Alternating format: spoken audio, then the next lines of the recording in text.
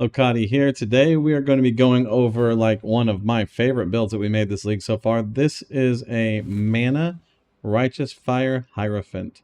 We're utilizing Arcane Righteous Fire and Bane to drop a ton of curses and a ton of damage out on targets. We are not fire trapping and running approximately 22 million pure Righteous Fire DPS right now with Vol up and 15 to 17 mil with Vol down. And so more than enough damage to do everything in the game, bosses and mapping included. We have explosions covering the entire screen and end up with a very zoomy Frostblink playstyle with Righteous Fire killing everything. Let's take a look at some map and bossing. And boss time! We're going to be doing Eater of the Worlds. This is still the low budget version of the build, which utilizes Tides of Time instead of Mage Blood. The fight for bossing is pretty straightforward. You're going to turn on Righteous Fire. You do need to stop periodically once every 3 to 4 seconds to drop Scorching Ground on the boss. You do need to blink on the boss periodically so that you can get an Ignite on the boss, which is going to create combustion. And then you need to curse the boss with your curses through Bane.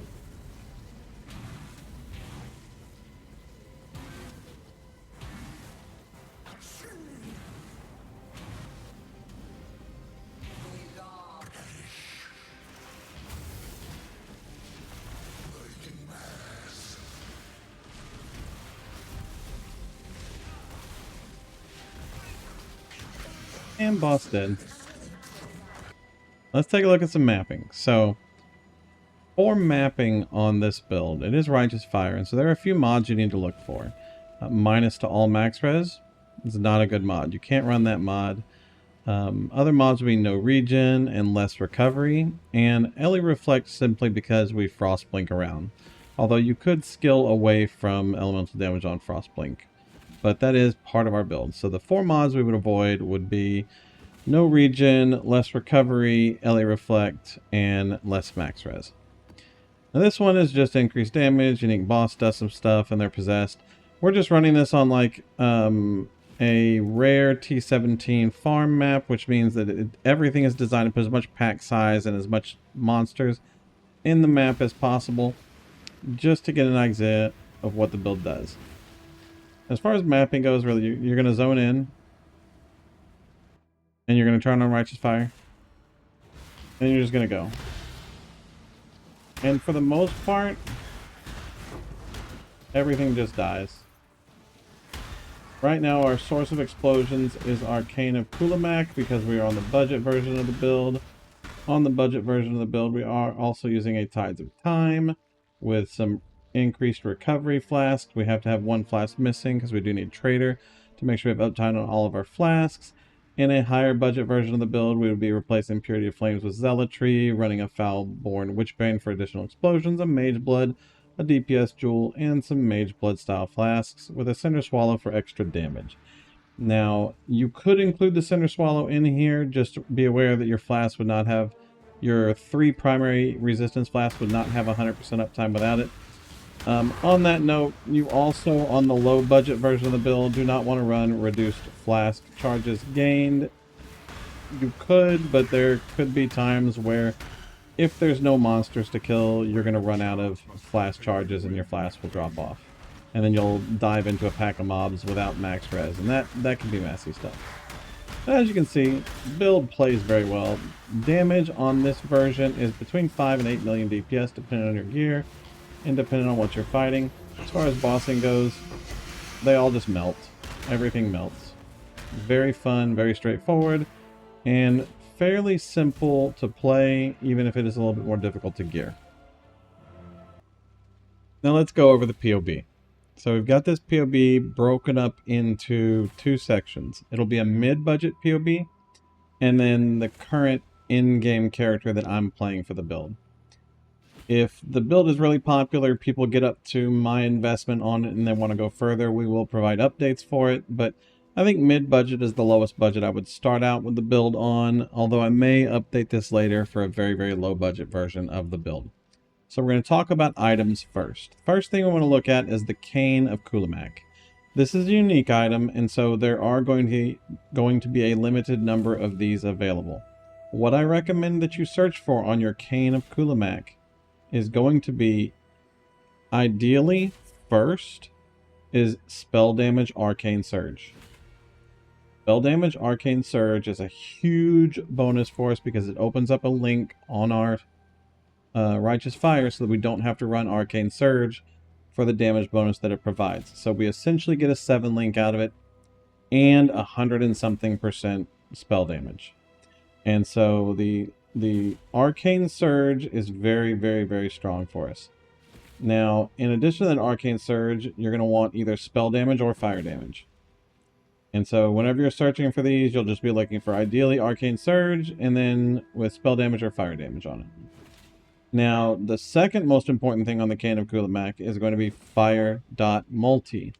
Fire.multi is very, very, very important to the damage of the build, and is your more multiplicative scaler for Righteous Fire. And the last thing you're going to want to look for is Explode. Explode is such a huge quality of life and makes a huge difference in your mapping, so definitely get one ideally with Explode. So again, you're going to be looking for Arcane Surge with spell damage or fire damage, definitely Fire.multi, and definitely Explode. And then lastly, anything useful. I got damage per frenzy charge, damage per power charge would have been better. The Cane has tons of variations. You're bound to find one out there that's a good fit for your character. Because weapon swap is in the game, you do still have the option of utilizing 2 Canes. You can have one with Explode for clear, and then one with better stats for single target. I know people don't typically weapon swap in PoE 1, but given that our offensive scale is in our staff, and we don't have any auras that are associated with our weapon swap, this is one situation where you could take advantage of that if you wanted a clear staff and then a single target staff. Secondly, we're looking for a Crown of the Inward Eye. Either +2 aura or +2 AoE are very important. They allow us to get to 90% fire res, which reduces the damage we're taking from Righteous Fire. If you can't get that, or you can't afford it, or it's not available, it's fine. You'll just be down 1% fire res utilizing the Crown. Outside of that, you do want the highest increased max life mana and global energy shield rolls for obvious reasons. Next, we want an Ivory Hauberk. This is just a generically good Ivory Hauberk. If you can get one corrupted, if you can get one with tailoring orbs on it, those are even better, and you'll see that in my higher budget version of the build, I do use one that has both socketed aura gems, socketed curse gems, and a tailoring on it that gives more max energy shield per reserved life.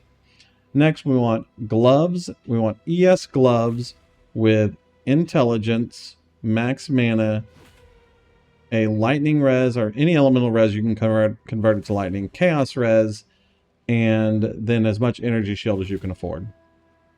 For our implicits on the gloves, you do want Fire.multi and Inflict Fire Exposure. I went ahead and took the Inflict Fire Exposure to Pinnacle Atlas bosses because I don't need any damage on clear anymore, and so having a larger exposure on a Pinnacle boss is definitely a benefit. For our boots, you're going to want same thing. Int, max mana, chaos res, move speed, and then an open suffix for strength and dex, or chaos res, or whatever it is that you need. That you can, an open suffix for either strength or dex or cold res or whatever it is that you need in the build. Now this one, in the low budget version of the build, we are going to need to run one with cold resistance because we are currently short on cold res in the build, but we are not short on stats. Whereas in a higher budget version of the build, we were short on stats, and so we had to use the strength and dex on the build to get our awakened gems available to use. And so that's how you utilize your boot slot there. For our amulet, we are looking for an Azarius Foible with Disciple of Slaughter. Anathema, we are looking for something with good intelligence and then catalyzed for attributes. For our Chavrons, either the Anathema or the Chavrons have to have fire damage to spells and attacks, corruption on it. We need one of them to have fire damage to spells and attacks because we want our Frost Blink to be able to ignite, to be able to combust, which is a significant portion of our damage. And then finally, we're running a Tides of Time belt in the low budget version of the build, specifically with 3 utility flash charges every 3 seconds in order to maintain the uptime on our Amethyst, Ruby, Sapphire, and Topaz. Now you can see we have virtually 100% uptime on our Sapphire, Ruby, and Topaz flask, but only about 60% uptime on the Amethyst flask. Unfortunately, there's just no way to go about that. You're just going to have some times where you have 5% chaos res and sometimes where you have 52 or whatever the difference in those two numbers are. Make sure you get at least 45% increased charge recovery on all these. That will minimize it down to basically one server tick where the flask turns on or off. If you get a 48% or a 49% charge recovery flask, then you'll have 0 uptime difference on those flasks. Now for our graphs, we are running a replicating Eschgraft with increased effect of non-damaging elements. That gives us a 30% shock on targets. It's very important. Ideally with spell damage and good move speed. And then a hardening old graft with 3% fizz damage reduction and as high dot multi as you can afford. That is just pure damage, and this graft also allows us to have all 5 of our endurance charges up all the time. Next, we are going to run an Unnatural Instinct with a Light of Meaning ES. Now, if you cannot afford the Light of Meaning ES yet, you can run right here either a Light of Meaning Fire Damage or a Light of Meaning Max Mana. Now, the Light of Meaning Fire Damage, we'll go ahead and put in here on the low budget version of it just so that it's there. Will obviously cause you to have less ES, but will put you at a much cheaper budget entry and 1.4 million DPS. And so you still have 8k ES, which is a very healthy amount of energy shield, but significantly more damage with a Light of Meaning Fire damage there. But again, you can switch that over to ES as soon as you can afford one. We are running a Forbidden Flame on Unwavering Faith. So the Flesh and Flame Unwavering Faith, I think I spent 10 div on at the time I put the build together. It's not popular right now. It could become popular at any point in time, and then it goes through the roof. If you cannot run FF Unwavering Faith, then you're going to be forced to pull 2 auras out of the build. The 2 auras that you would pull out would be Malediction and probably your Blasphemy aura. So you would lose Blasphemy Flammability, and you would lose, Malevolence and Blasphemy Flammability would be the 2 ones that you would lose. And then you would have to shift around. Purity of Elements would come over to your body armor, and then a 35, your Vault Discipline would go over to your helm, and that would still let you get all of your reservations together. But the Unwavering Faith does allow us to have 2 additional full auras, and that is very important. And so those prices could change at any point in time. In the low budget version, we are running Brutal Restraint. We're running Brutal Restraint to give us access to Trader, but it also gives us access to increased effect of non-curse auras, which are really good. You can click Find Timeless Jewel right here and hit search, and it will be these 4 at the top are the best ones, or these 5. And then the next ones will be these, which give you elemental damage and increased effect of non-curse auras. And you just go down the list and purchase the ones that you want to purchase. These are typically pretty cheap right now. Now we have 1 Cobalt Jewel in here for some additional max fire res, as well as some additional strength that we need to hit the stat requirements for the build, and then plus whatever else you can get on here that does damage. We are running a Watcher's Eye, probably in the low budget version of the build. We should only focus on the recovery aspect of Watcher's Eye. And so I'm using one that also has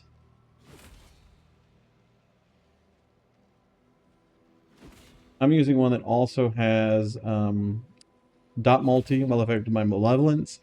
But if that is something that does not fit your budget, then instead of that Watcher's Eye, we would just run one that has regenerate life per second while affected by Vitality. It is important. We do need to overcap our recovery so that we can gain our energy shield back after we get hits, or after we use our Vol Righteous Fire so that we can get some extra damage out.